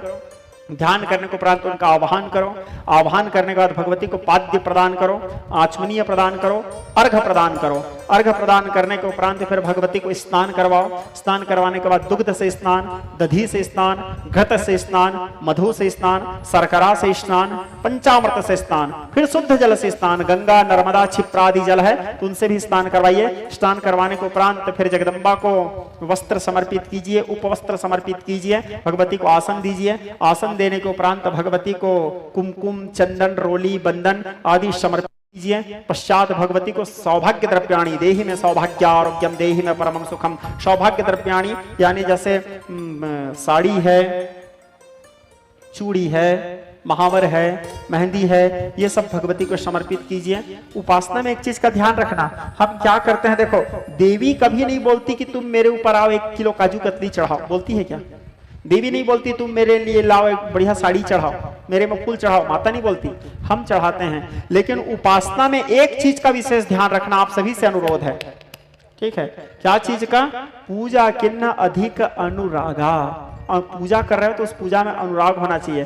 पता चल रहा है आप पूजा करने बैठे हो 3000 के साड़ी पहन के बैठे हो और माता में चढ़ा रहे हो 50 रुपए का लोकल साड़ी बाजारू छाप। ध्यान दो, आप अपने बालों में गजरा लगाए हो 500 का गजरा और माता में चढ़ाने के लिए जो फूल लाए हो वो फूल, वो सड़ा मार्केट का सबसे लोकल फूल गोंदा फूल को ला करके चढ़ा दिया, जो सड़ भी रहा है। हमारे अंदर ये भाव होना चाहिए, हम जो कर रहे हैं उससे एक कदम आगे जगदम्बा के लिए करें। चाहे ये शिव पूजा में हो, चाहे नारायण के पूजा में हो, या सत्यनारायण पूजा में हो। सत्यनारायण पूजा में पहले जब मैं कराता था, जब छोटा था, तो मैं लगभग 8वीं 9वीं पर 8 या 9 साल की उम्र में था, तब से सत्यनारायण जी की कथा करवाता था हमारे क्षेत्र में। सत्यनारायण कथा आप लोग करवाते हो नहीं हैं? नहीं करवाते? एक आध बार मैं आऊंगा मध्य प्रदेश सत्यनारायण कथा करना, ठीक है? तो सत्यनारायण जी की कथा करवाते तो उस समय हम देखते थे कई लोग, वो सामने वाला जो पूजा में बैठे हैं वो 5000 6000 के साड़ी पहन के बैठे हैं, वो जो महानुभाव बैठा है वो भी 2000 3000 के सूट कपड़ा पहन के बैठा है, और भगवान सत्यनारायण के पीढ़ा में बिछाने के लिए जो कपड़ा है वो तूस कपड़ा, सड़ा सा, जिसको ब्राह्मण ले जाके अपने घर में हाथ पोंछने का भी उपयोग नहीं कर सकता। वाह! भगवान बोलते हैं, वो तो फिर सत्यनारायण कथा में आप लोग सुने होंगे, तेरा वचन तेरे को सत्य हो जाए। वो साधु बनिया जैसे कहीं आपको साथ कर दिए तो हो गए, भगवान के साथ छल नहीं। एक तो आप करो मत, और कर रहे हो सही ढंग से करो। आप जो करते हो, आप यदि काजू कतली खाते हो तो उससे ज्यादा महंगा मिठाई क्या है पता करो, भगवती को चढ़ाओ। ठीक है, आप जो कपड़ा पहने उससे एक कदम आगे भगवती को समर्पित करो। यदि कर रहे हो तो मन में श्रद्धा होना चाहिए, निष्ठा होना चाहिए। श्रद्धा परिउपेतास्ते, भगवान श्री कृष्ण प्रभु कहते हैं, पूजा किन्न अधिक अनुरागा निज अनुरूप शुभग वर मांगा। हाँ, तो हम कहाँ थे? भगवती को सौभाग्य द्रव्याणी, सौभाग्य वस्त्र आदि भेंट करो। उसके बाद भगवती को दीप दान करना चाहिए। दीप दान करने के बाद धूप दान करें, भगवती को भोग समर्पित करें, तांबुल सुपारी चढ़ाएं, पान चढ़ाएं। पान चढ़ाने के उपरांत ऋतुफल श्रीफल नारियल समर्पित करें।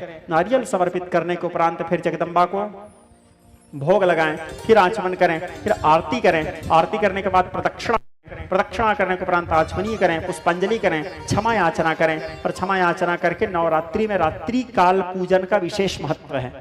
नाम नवरात्रि है, 9 दिवस नहीं है। हाँ, दिन को भी कर सकते हो, लेकिन रात्रि विशेष है। और प्रतिदिन हो सके तो संध्या काल में नवारण मंत्र से भगवती के बीज मंत्र से भगवती का हवन करें। और नहीं हो सकता है तो आखिरी अष्टमी के दिन भी हवन करें। नवमी के 9 कन्याओं को भोजन करवाना चाहिए। 9 कन्याओं का जब भोजन कराएं तो उम्र का विशेष ध्यान रखना चाहिए। 8 वर्षे कन्या मंगला गौरी भवे, 8 से 9 वर्ष तक के कन्या को साक्षात मंगला गौरी माना गया है। पता चल रहा है आप 15 साल 20 साल की बच्ची को बिठा के भोजन करा रहे हो, वो कन्या पूजन में नहीं आएगी। और जो ऋतु स्नान कर चुकी है उसको आप कन्या भोजन नहीं करवा सकते। कन्या पूजन में उसी को वर्ष तक के कन्या को साक्षात माता माना जाता है। और 9 वर्ष तक के कन्याओं से तो पैर पड़वाना भी नहीं चाहिए। आप लोग इस बात को हो सके तो पालन करना। यदि आप लोगों को अच्छा लगे तो, नहीं लगे तो आप लोगों का इच्छा है, लेकिन मेरा अनुरोध है, आह्वान है, 9 साल कम से कम 10 साल तक के बच्ची से बिल्कुल पैर मत पड़ाओ, चाहे वो खुद की बेटी भी क्यों ना हो। क्योंकि 9 साल तक के बच्ची साक्षात भगवती रहती है, साक्षात जगदम्बा रहती है। आपके जीवन में यदि कोई कष्ट आया है, कोई तकलीफ आया है, आप मंदिर जाने का अनुकूल समय नहीं बन पा रहा है, आप जो छोटी सी बेटी है 9 साल की 8 साल की, उस बेटी के सामने बैठ करके प्रार्थना कर लो, आपके वो प्रार्थना तुरंत पूरा होगा। बच्चे में इतना पावर रहता है। 8 वर्षे कन्या मंगला गौरी भवेत। और बेटी तो कभी साधारण होती भी नहीं श्रोता समाज, बस उसके महत्व को समझना है। ठीक है, समझिए उसको, वो भाग्य से नहीं सौभाग्य से प्राप्त होता है बेटियां। तो कितने लोग अब 9 साल की बच्ची तक से पैर नहीं पड़वाओगे? ईमानदारी से हाथ उठाओ। नहीं पढ़ाओगे? शाबाश। कैमरामैन फोकस करो। देखो हमारे मध्य प्रदेश वाले भाई लोग नहीं पढ़ाएंगे बोल रहे हैं, पढ़वाते भी नहीं हो। वाह, अद्भुत, गजब। क्योंकि बेटी साक्षात भगवती है, तो शास्त्र कहते हैं, मैं नहीं बोल रहा हूं भाई, है ना। मेरी भी एक छोटी सी बेटी है। मेरे को जब पूजा करने का मन करता है तो मैं उसी को बिठा के पूजा करता हूँ। जगदम्बा का जब उपासना करने का मन करता है, तो आराधना करने का मन करता है, उसको बिठा के पूजा करता हूँ जगदम्बा के। तो साक्षात भगवती होती है 8 वर्ष तक की कन्या। और बेटी तो सदैव हर काल में सम्माननीय है, आदरणीय है। अस्तु, तो 9 कन्या भोजन करवाएं। 9 कन्या भोजन करवाने के उपरांत फिर ब्राह्मण भोजन करवाएं। ब्राह्मण भोजन करवाने के उपरांत ब्राह्मण को यथाशक्ति दक्षिणा दें। 9 कन्या भोजन करवाने के समय में 3 बच्चे को भी भोजन करवाना चाहिए, बालक को, भैरव, लंगूर और भोले बाबा के नाम से। ठीक है, भोजन करवाएं। ब्राह्मण को यथाशक्ति दक्षिणा देकर विदा करें। कई लोग क्या करते हैं, अष्टमी हवन होने के बाद तो अब हम व्रत तोड़ सकते हैं बोल के व्रत तोड़ देते हैं। अष्टमी हवन के बाद व्रत नहीं तोड़ सकते। तो आप महागौरी तक किए हो, सिद्धिदात्री का उपवास कौन रहेगा? नवमी को भी उपवास रहना है, अष्टमी हवन का विधान है यज्ञ का। उसके बाद नवमी को भी उपवास रहना है, सरस्वती बलिदानम, नवमी का भी उपवास रहना है। फिर 10वीं यानी विजयदशमी के दिन सुबह सूर्योदय के साथ शिव पूजा के फिर आपको भोजन ग्रहण करना है, नारायण जी को भोग लगा के 10वीं को भोजन करना चाहिए। ऐसे नवरात्रि व्रत पारण है। नवरात्रि का विधान तो और अनंत है, कभी समय आएगा तो और आपको बताऊंगा। श्री सूत जी महाराज कहने लगे, शौनकादि ऋषियों, देवी भागवत की महिमा अनंत है, अपार है। मैं और कहाँ तक देवी के पावन महिमा का गान करूं। मैं यहाँ पर देवी भागवत की कथा को विश्राम करता हूँ। इस प्रकार कह करके सूत जी सारे ऋषियों से हाथ जोड़े। सभी ऋषि मुनि लोग मिलकर के सूत जी का पूजन किए। पूजन करने के उपरांत सभी ऋषि मुनियों से विदा लेकर के सूत जी महाराज अपने गुरु आश्रम व्यास जी के आश्रम की ओर प्रस्थान किए। ओम श्री जय जय श्रीमद्देवी भागवते श्री शिव शक्ति लीला प्रसंगे सप्तम विश्राम श्री जगदम्बार्पणमस्तु। नमश्चंडिकायै। विज्ञ स्नेही स्वजन, आज यहाँ कथा के अंतिम चरण में आप लोगों से मेरे भी मन की भाव, मैं जिस दिन कथा में बैठा था उस दिन भी आप लोगों को मैं हाथ जोड़ के कथा शुरू करने से पहले बोला था, कवि न हो या मैं चतुर कहाँ आवा, मति अनुसार राम गुण गावा। ना मेरे पास कोई विशेष ज्ञान है, ना मेरे को संस्कृत का ज्ञान है, ना मेरे को संगीत का ज्ञान है, ना मेरे को किसी भाषा का ज्ञान है। अच्छे से टूटी फूटी भाषा में बोलने का कोशिश करता हूँ, भगवती की कथा सुनने की कोशिश करता हूँ, और कथा तो मैं जगन्नाथ जी को ही सुनाता हूँ। सुन आप लोग लेते हो क्योंकि मेरे सामने में जगन्नाथ जी रहते हैं, तो कदाचित मेरे कथा में बहुत से त्रुटियाँ हैं। तो भैया 9 दिन 7 दिन आप लोगों के साथ में रुका हूँ, मेरे आचरण से, मेरे व्यवहार से कदाचित परासिया नगर वासियों को कोई दुख भी हुआ होगा या ठेस भी लगा होगा मेरे आचरण से। मैं समस्त नगरवासी परासिया के जितने भी नागरिक हैं, आप सभी को YouTube के माध्यम से श्रवण कर रहे हुए श्रोताओं को, यहाँ आए हुए समस्त श्रोता समाज को एवं आयोजक समिति सिद्ध बाबा समिति को भी हाथ जोड़ करके क्षमा याचना करता हूँ। यदि मेरे से 7 दिन में कोई भी प्रकार के मेरे कथा में, मेरे जीवन शैली में त्रुटि हुआ हो, अपना बालक समझ करके मेरे को क्षमा करें। और आप सब लोगों से मेरे को बहुत प्रेम मिला, ये प्रेम सदैव आप लोग मेरे ऊपर बनाए रखना, इसी कामना के साथ आप सभी को सादर प्रणाम करते हुए जय जगन्नाथ।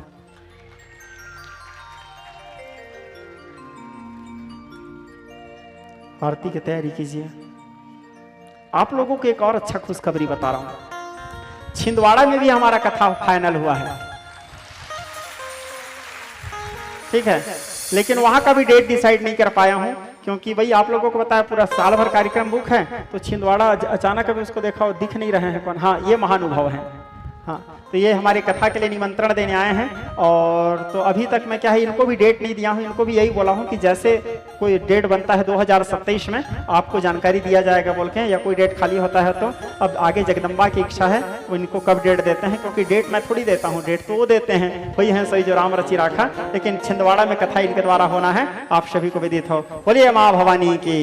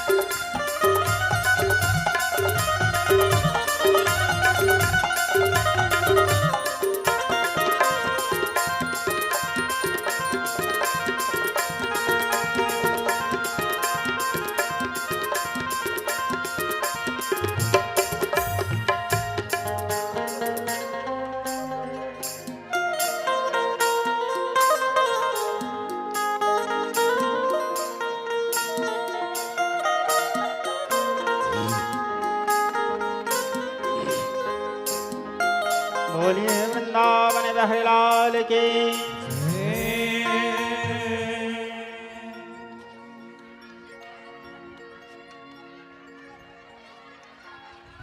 जय मंगल मूलम भक्तनुकूलम प्रणतपाल भगवंता, जय भव दुख हरणम शुभ शुभ करणम पाद चेत श्रीकंता। जय मंगल सर्वमङ्गलमूलं भक्तानुकूलं प्रणतपाल भगवंता जय भवतु। भंडारा से भोग लाओ। शुभ कारणं हार्दचेत श्रीकंता युग नेत्र कमल युग चरण कमल युग हस्त कमल कमनीयम् युग नेत्र कमल युग चरण कमल युग हस्त कमल कमनीयम् हे कमल कुंज हे सगुण पुंज हे मदन मान दमनीयम् जय मंगलमूलं भक्तानुकूलं प्रणतपाल भगवंता जय भवतु हरणं शुभ शुभकरणं हार्दचेत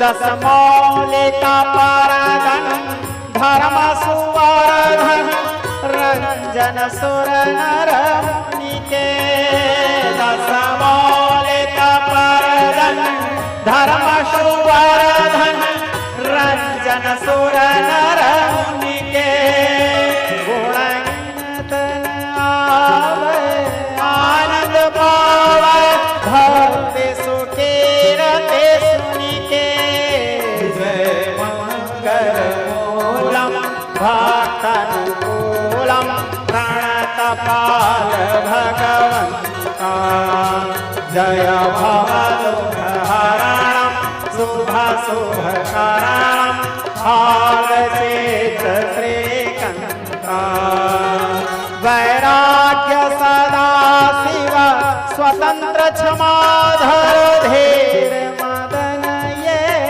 गावे वैराग्य सदा शिव स्वतंत्र क्षमाधर धीर मदन ये गावे अविरल वरण पर वर्णि न पावे महिमानाथ तुम्हारे जय मंगलमूलं भक्तानुकूलं प्रणतपाल भगवंता जय भवतु हरणं शुभ शुभकरणं हार्दचेत श्रीकंता हे देव तुम्हारे सब नामों में कालिया नाम अति प्यारा हे देव तुम्हारे सब नामों में कालिया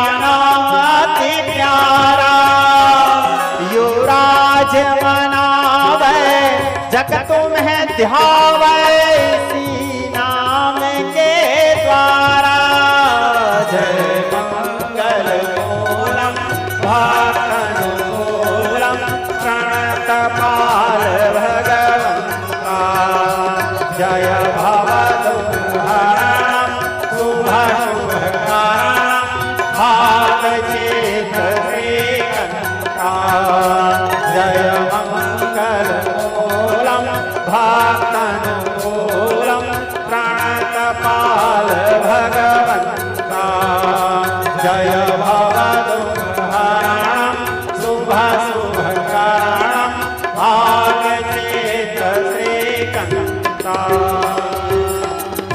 कर्पूर गौरं करुणावतारं संसारसारं भुजगेन्द्रहारं सदा वसन्तं हृदयारविन्दे भवं भवानी सहितं नमामि त्वमेव माता च पिता त्वमेव बन्धो च सखा त्वमेव त्वमेव विद्या द्रविणां त्वमेव त्वमेव सर्वं मम देव देव। ॐ पूर्णमदः पूर्णमिदं मुच्यते पूर्णस्य पूर्णमादाय पूर्णमेवावशिष्यते हरि ओम तत्सत् ओम शान्तिः शान्तिः शान्तिर्भवतु जय जय